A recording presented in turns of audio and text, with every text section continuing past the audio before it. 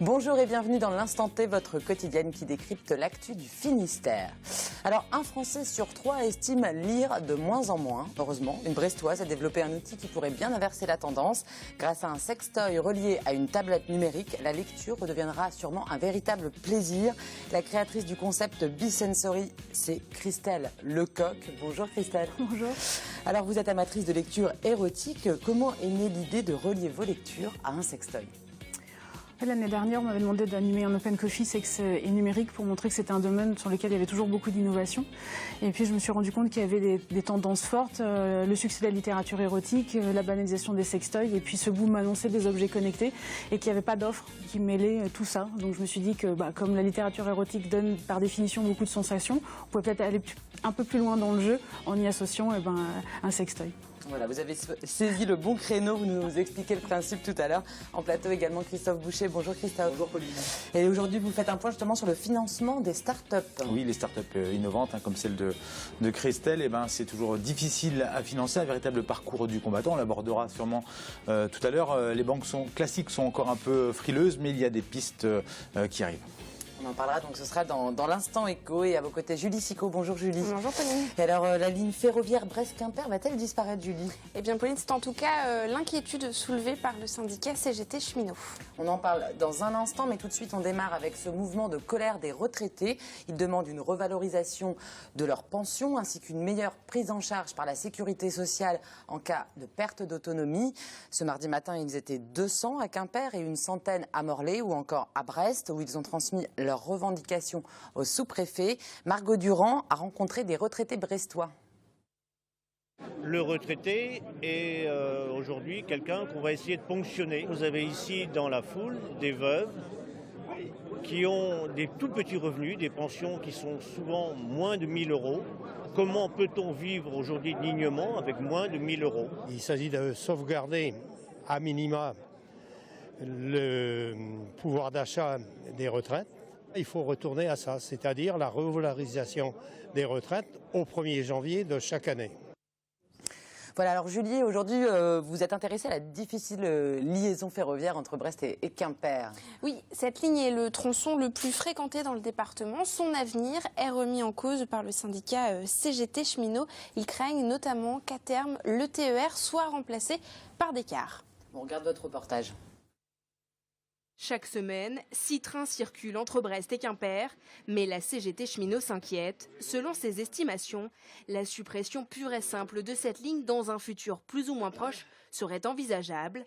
Pourtant, 70 millions d'euros de travaux sont prévus pour la remettre en état d'ici 2017. La voie est complètement délabrée et on ne peut pas continuer à rouler à 60 et 80 km/h. Mais déjà est-ce qu'on peut rouler à 60 et 80 km/h jusqu'en 2017. C'est là le problème. Les clients et usagers ont peut-être pris d'autres habitudes. D'autres habitudes, c'est-à-dire passer par la route et déserter les lignes de train. Sur cette ligne, 4 bus du département circulent déjà en complément du TER. Une solution que Guillaume Pépi, le directeur de la SNCF, envisage de faire évoluer. Si vous allez de Brest à Châteaulin, souvent la ligne de train n'est pas en très bon état. Moi, mon idée, c'est que le train et l'autocar doivent être complémentaires et pas ennemis. Et ces propos commencent à inquiéter, notamment dans les villes desservies par cette ligne ferroviaire. À Châteaulin, la maire, mais également conseillère régionale d'opposition, pense que la région ne joue pas franc jeu dans ce dossier. On a interpellé la région à plusieurs reprises sur la nécessité de maintenir le réseau de TER. Il y a des liens étroits entre l'exécutif actuel de la région et la SNCF et je pense que l'exécutif a des informations dont on ne dispose pas, nous, les élus, notamment du groupe minoritaire. Ça n'est pas normal que ces travaux soient repoussés sans qu'on sache réellement s'ils vont être mis en œuvre ou pas. Des travaux déjà prévus en 2012 puis 2013 et repoussés à 2017. Cette liaison permet chaque année plus de 90 000 voyages, un chiffre en hausse. Alors Julie, est-ce qu'on va réellement remplacer les trains par des cars ? Alors pour l'instant, il n'y a, comme on l'a vu dans le reportage, que des rumeurs.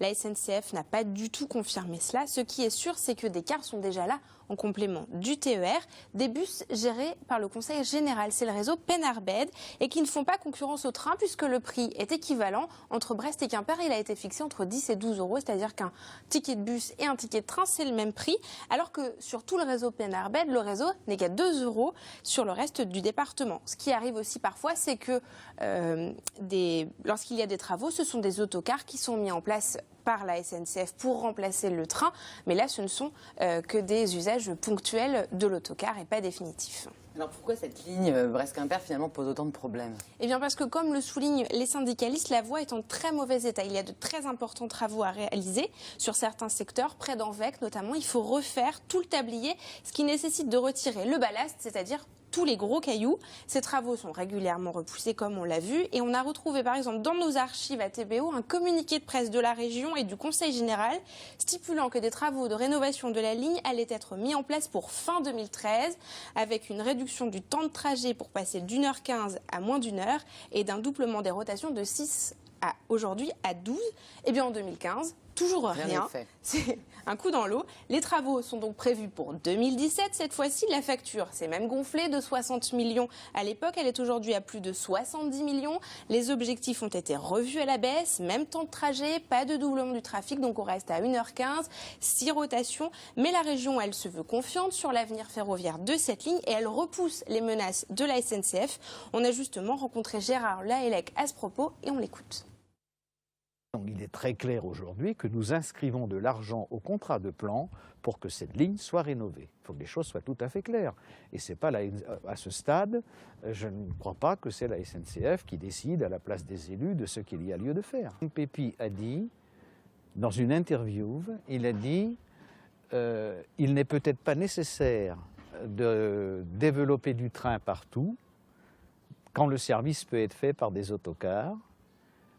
Et peut-être a-t-il ajouté, c'est le cas entre Landerneau et Quimper, mais manifestement, il ne savait pas que la région et l'État en région et l'ensemble des collectivités avaient déjà décidé de mettre de l'argent pour réhabiliter le ferroviaire.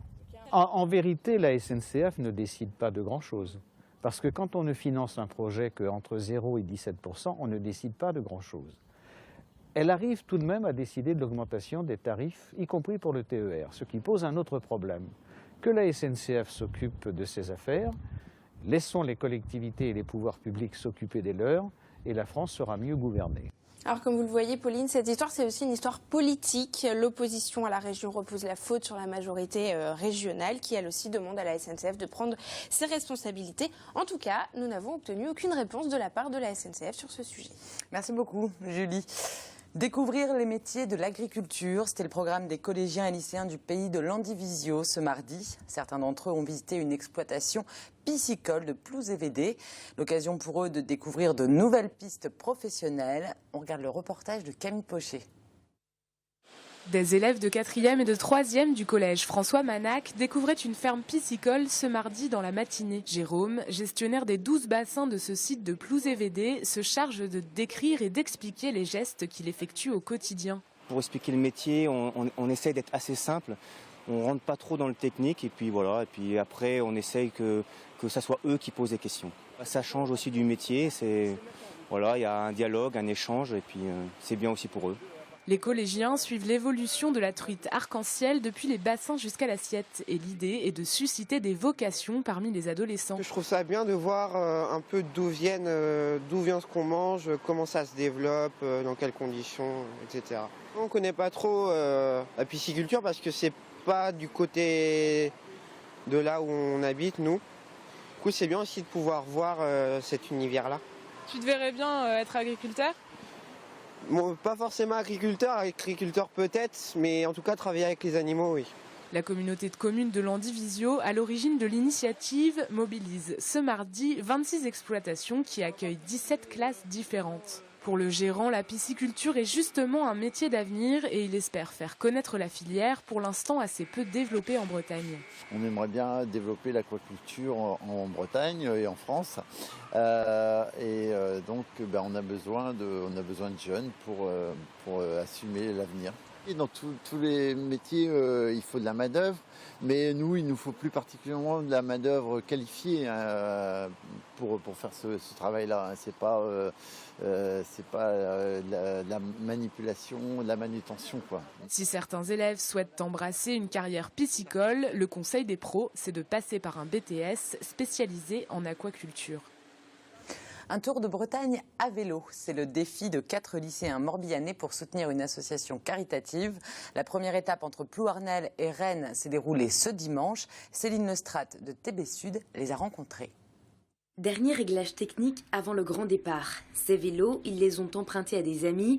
Eux pratiquent le VTT, mais le macadam, ils ne connaissent pas trop. Pourtant, leur projet est en train de prendre forme. Faire un tour des lycées privés d'enseignement agricole. Ils y dormiront et rencontreront les étudiants. On va déjà tout d'abord expliquer notre périple. Par la suite, présenter l'association, nos motivations.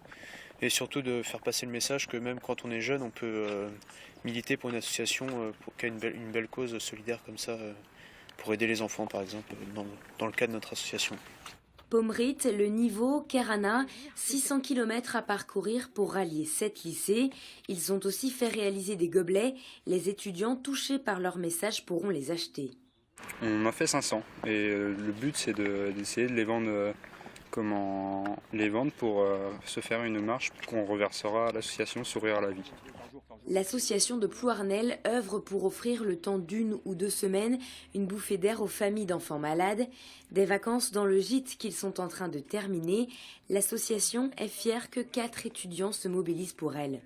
Là on en est sur le point des définitions, tout ce qui est carrelage, électricité, chauffage, donc ça va servir à financer la pose du carrelage par exemple. Et voilà, ils pourront être fiers d'eux en disant c'est nous qui avons payé le carrelage.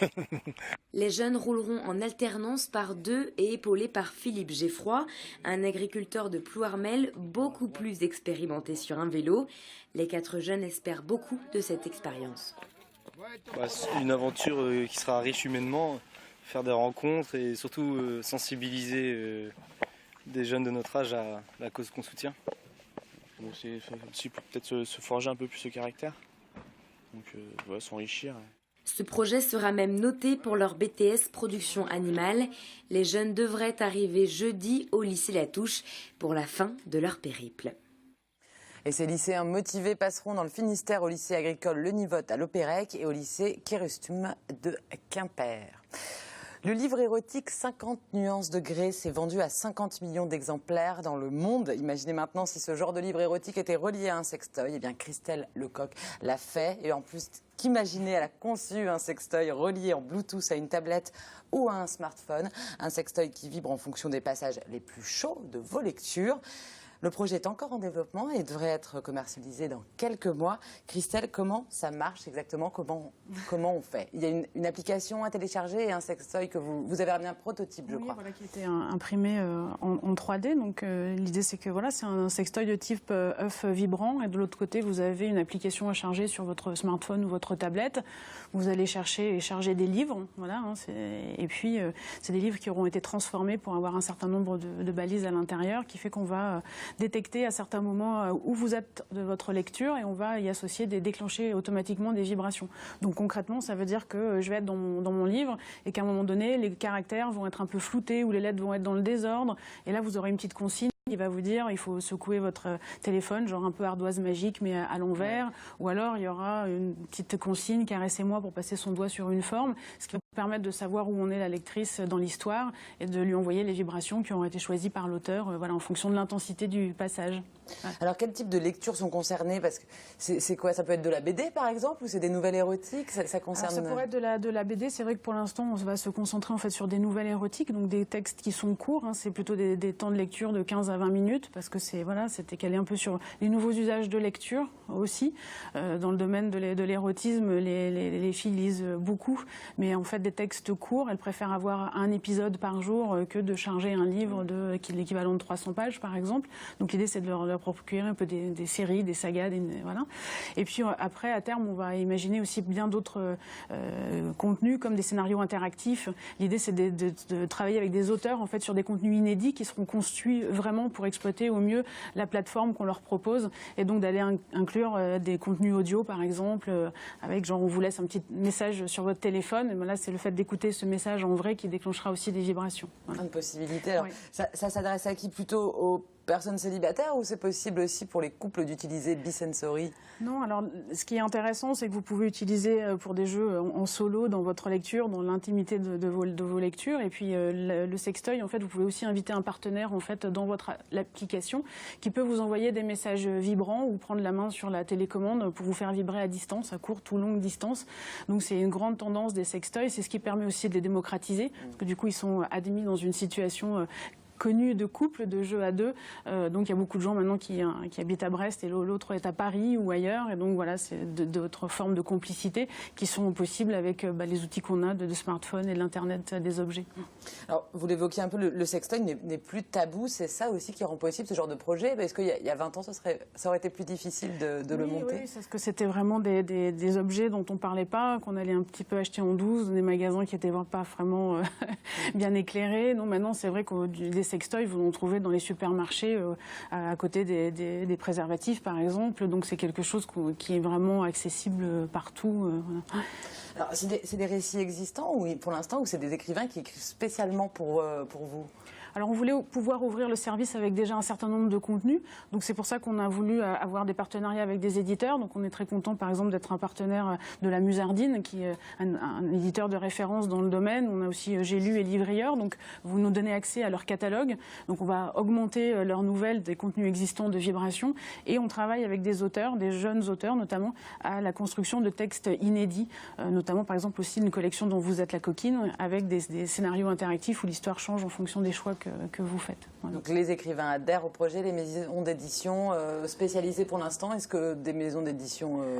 Oui, en fait, j'avais un petit peu peur. J'avais travaillé avant, je m'étais rendu compte dans l'édition, c'était pas forcément simple de parler du numérique ou d'innover. Et en fait, ils se rendent bien compte que le virage du numérique est important à prendre. Et c'est vrai que là, on est vraiment dans un nouvel usage de lecture avec plus d'interactivité. Et dans le domaine de l'érotisme, on n'a pas eu du tout de problème à convaincre ces éditeurs-là que ça avait une dimension ludique en fait qui peut vous être que bénéfique et qui leur permet aussi à eux d'avoir un nouveau canal de vente qu'ils ne maîtrisent pas forcément sur le mobile. Donc à côté des coffrets de cuisine où on a les petits moules avec le livre de cuisine comme on a souvent à Noël, il y a toujours plein de choses comme ça. On va avoir le coffret avec le sextoys et le livre qui va avec. Que le livre soit interactif pour le coup, il faut que ce soit sur la tablette. Les coffrets à offrir. Oui, alors l'objectif c'est bien ça, de pouvoir aussi être commercialisé aussi bien dans les boutiques qui s'ouvrent, qui sont spécialisées dans les objets connectés, que dans les librairies qui ont des rayons érotiques, puisqu'effectivement c'est un domaine et un genre littéraire qui a de plus en plus de succès, et en papier, mais surtout en numérique, parce que voilà, le numérique, les tablettes et les smartphones permettent de lire en toute discrétion, on ne voit pas la couverture, donc c'est aussi ça qui a facilité le succès de ce genre. Alors le développement, c'est toujours en développement, le projet c'est assez long, j'imagine que c'est quand même une prouesse technologique de faire interagir des mots avec un sextoy. Comment ça se passe? C'est en France que c'est développé Ah oui, alors c'était un choix de départ, un peu militant aussi sur le Made in France. Il n'y a pas de marque française pour l'instant sur le marché du sextoy et qui propose notamment des sextoys connectés.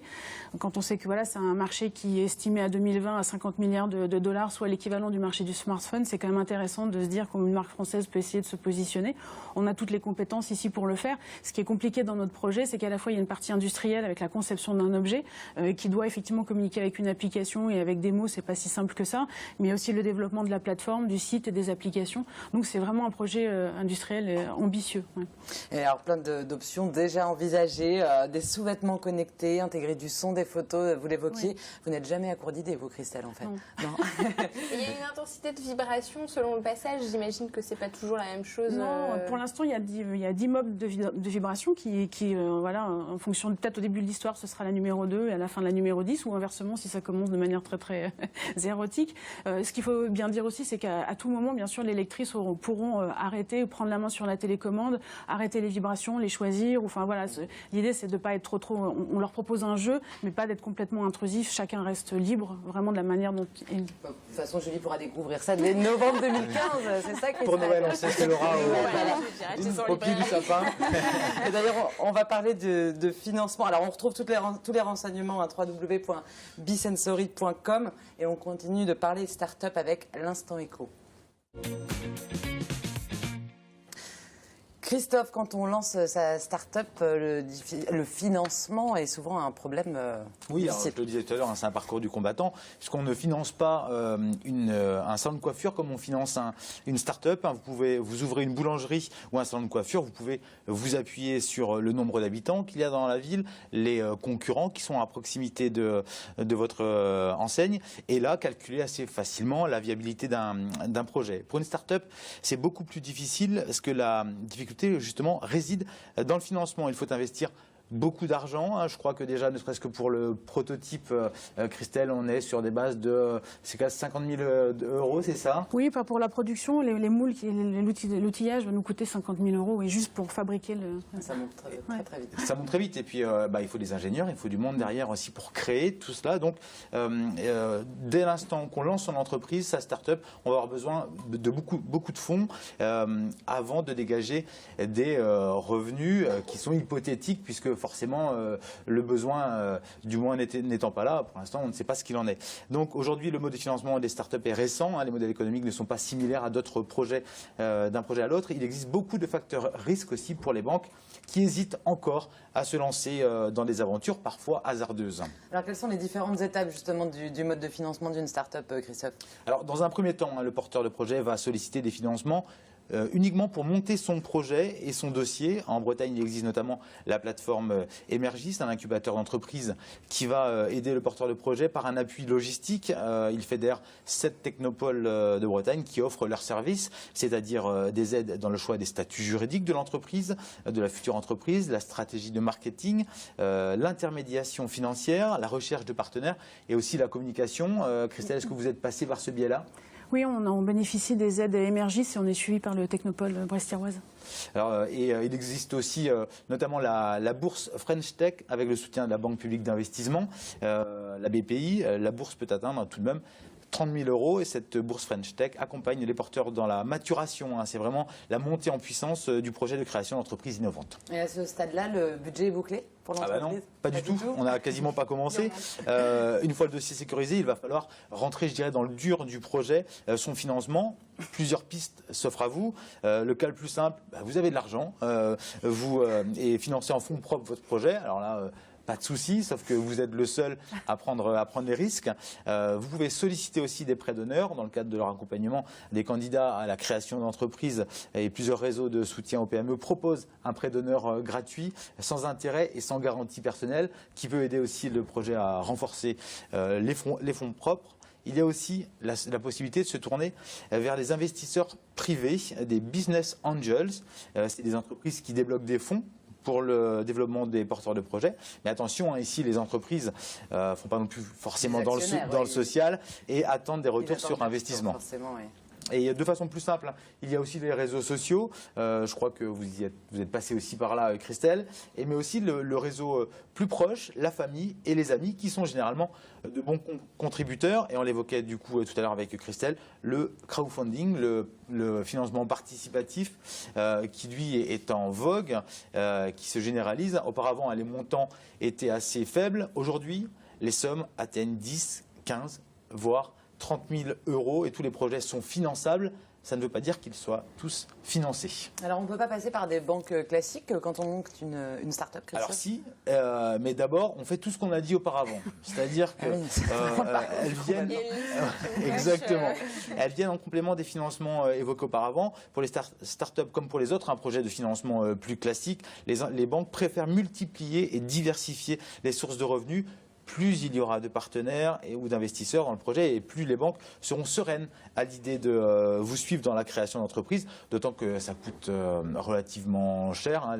Pour les startups notamment, on est sur des bases de moyenne de 150 000 euros pour les premiers fonds. Donc ça commence à coûter pas mal, mais tout ça n'est pas suffisant. Il faut avant tout aussi, et on le voit ici avec la présence de Christelle sur le plateau, être un bon communicant et savoir pitcher, comme on dit dans le jargon, et savoir vendre son projet. Ça, c'est un secteur que vous connaissiez déjà dans une autre vie, et c'est quelque chose pour lequel vous avez pris l'importance justement de cette communication, Christelle. Oui, parce que c'est au démarrage, on a souvent. Moi, j'avais qu'une idée, j'avais pas encore de prototype, donc en fait, je suis passée par beaucoup de concours de start-up. Et effectivement, il faut savoir pitcher de manière efficace en 4 minutes son projet. Il faut incarner, il faut que les gens vous fassent confiance et qu'ils aient envie de vous suivre dans l'aventure. Donc moi, j'ai eu la chance d'en faire, de gagner quelques prix. Ça m'a permis d'avoir des articles de presse et d'avoir en fait des investisseurs qui m'ont appelé. Donc ça m'a vraiment beaucoup aidé. Et la partie après de crowdfunding, pour nous, là, on est en pleine campagne. Effectivement, pour nous, c'est décisif. Au-delà de la somme qui peut nous aider sur les investissements, c'est ce qu'on se disait tout à l'heure, c'est aussi des investisseurs qui nous regardent et qui nous ont déjà dit, si vous réussissez cette campagne de crowdfunding, vous aurez fait la démonstration qu'il y a un marché, qu'il y a un bon retour sur votre projet, et donc là, on va vous aider. Donc c'est vraiment des tremplins qui sont importants et des tremplins qu'à notre niveau, on ne peut pas avoir au niveau des banques tout de suite. Ah oui, il y a en effet le Startup Weekend, ce genre d'événement-là. Il y a aussi les incubateurs, les accélérateurs.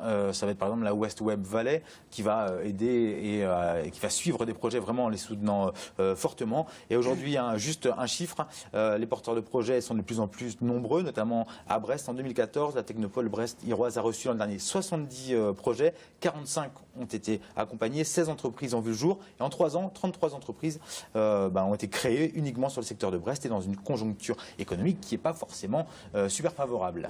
Merci beaucoup Christophe. Merci Christelle. On rappelle votre site bi-7story.com. On vous souhaite bon courage pour la suite. Merci Julie. J'avais juste une petite question. Mais on n'a pas le temps, Julie. Je suis désolée. Mais merci quand même d'être venue. Un panel de testeuses. Oui, on a des bêta-testeuses. Vous en avez 2 sur le plateau. Je vous contacterai directement. Merci beaucoup. Nous on se retrouve demain, même heure, pour une nouvelle émission. D'ici là, passez une excellente soirée sur TBO. Ciao.